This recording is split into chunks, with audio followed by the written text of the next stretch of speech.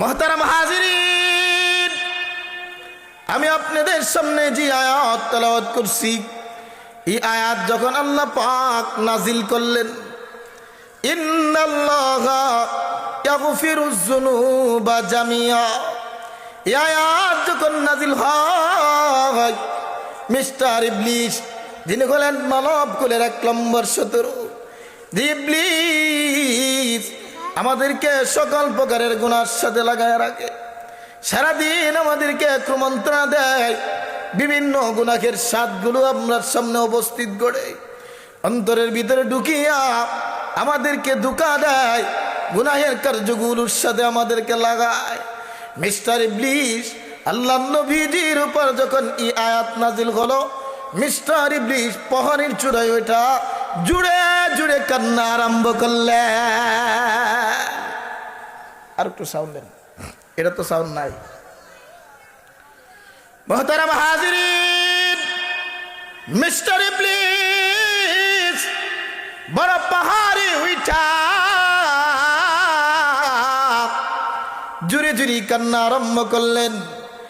Mister ইবলিসের কান্না দেখিয়া ইবলিসের সঙ্গপঙ্গ যারা আছে মিস্টার ইবলিসের সামনে হাজিরা দিলেন। ওগো আমাদের নেতা, আপনি কেন কাঁদেন গো? আপনি কেন জুড়ে জুড়ে চিৎকার করে কান্না আরম্ভ করছেন? মিস্টার ইবলিস ডাক দিয়ে বলে, আমার সঙ্গপঙ্গরা আল্লাহ পাক নবী মুহাম্মদের উপর এমন একটা আয়াত নাজিল করছেন, এই আয়াত নাজিল হওয়ার কারণে আমি পাহাড়ে ওইটা জুড়ে জুড়ে কান্দি। ইবলিসের সঙ্গভঙ্গরা বলে, ও আমাদের নেতা, মুহাম্মদ নবুয়তি পাওয়ার পর তার উপর তো অনেক আয়াতগুলোই নাজিল হয়েছে। আয়াত নাজিল হওয়ার পর আপনাকে তো কোনোদিন আমরা কান্না করতে দেখি নাই। আজকে এমন কোন আয়াত নাজিল হলো যে আয়াত নাজিল হওয়ার কারণে আপনি কান্না করেন? মুহতারাম হাজিরিন, মিস্টার ইবলিস সঙ্গপঙ্গরে উদ্দেশ্য করে বলে, এ আমার সঙ্গপঙ্গরা, আল্লাহ মুহাম্মদের উপর এমন একটা আয়াত নাজিল করছেন যে আয়াতের কারণে আমি মিস্টার ইবলিসের সমস্ত কর্মগুলো বিফল হইয়া যায়। একটা মানুষ পৃথিবীতে আগমন করার পর এই মানুষটা যখন বালেগ হইয়া যায়, এই মানুষটাকে ধোঁকা দেওয়ার জন্য, গুনাহের কার্য করানোর জন্য, অপরাধের কার্য করানোর জন্য আমি মিস্টার ইবলিস তার সঙ্গী হইয়া যায়। রাত্রিবেলা তারে গুনাহ করাই, দিনের বেলা তারে গুনাহ করাই, 24টা ঘন্টা গুনার সাথে আমি তারে জড়িত রাখি। শুধু 1 দিন 2 দিন না, এই মানুষটা যেদিন বালেগ হয় ওই দিন থেকে নিয়ে মৃত্যুর আগ পর্যন্ত প্রতিটা মুহূর্তেই আমি তারে প্রমন্ত্রণা দিই, গুনাহের স্বাদগুলো আমি তার সামনে উপস্থিত করি, বড় বড় অপরাধগুলো তার দ্বারা করাই, বড় বড় গুনাহ তার দ্বারা করাই, হত্যা মামলা তার দ্বারা করাই, অপরাধী যেগুলো আছে সবগুলো আমি তার দ্বারা সংগঠন করাই।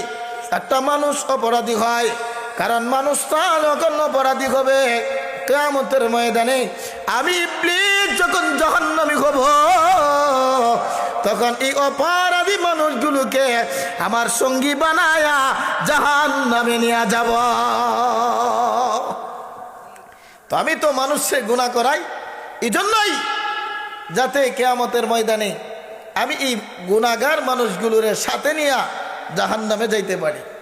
তো একটা মানুষে সারাটা দিন, সারা রাত্রি, সারা জীবন, পুরা সময়টাই আমি কুমন্ত্রণা দিয়ে তারে গুনাহ করাই।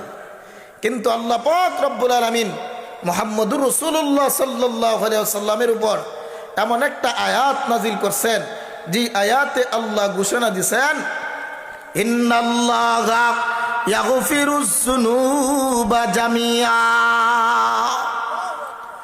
হে বান্দা, জীবনের শুরু থেকে নিয়ে শেষ পর্যন্ত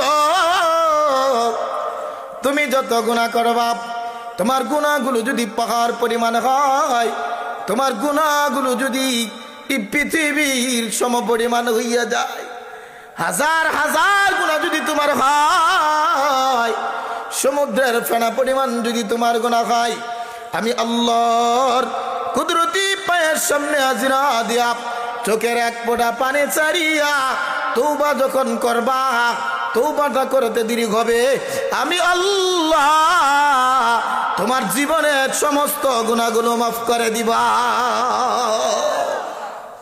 আল্লাহ মুহূর্তের ভিতরে তওবা কইরা চোখের পানি ছাড়ার কারণে বান্দার জীবনের সমস্ত গুনাহ ক্ষমা করে দিবেন।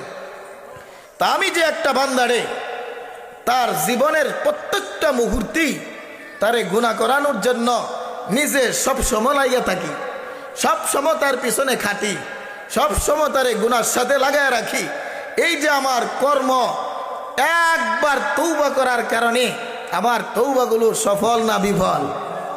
সফল না বিফল? শয়তানের সব কর্ম বিফল। শয়তানের সব কর্ম কি বিফল? এই জন্য শয়তান জুড়ে জুড়ে চিৎকার করে কান্দে। ও তারা হাজিরিন, ও বেতাটির মুরব্বী বাবাজিরা, বলেন শয়তান রে খুশি করবেন না কাঁদানোর দরকার? দুনিয়াতে শয়তান রে যদি কাঁদান, আল্লাহ জান্নাতে আপনাকে হাসাইবেন। আর দুনিয়াতে শয়তান রে যদি আপনি হাসান, শয়তানের সঙ্গী হইয়া গুনাহের কার্যে যদি আপনি লিপ্ত থাকেন, কিয়ামতের কঠিন ময়দানে আপনি কাঁদবেন, শয়তান হাসবা। শয়তান তখন কইব, আমি তো একা জাহান্নামে পুরি নাই আল্লাহ, দেখো হাজার হাজার মানুষে আমার সঙ্গী বানাইছি।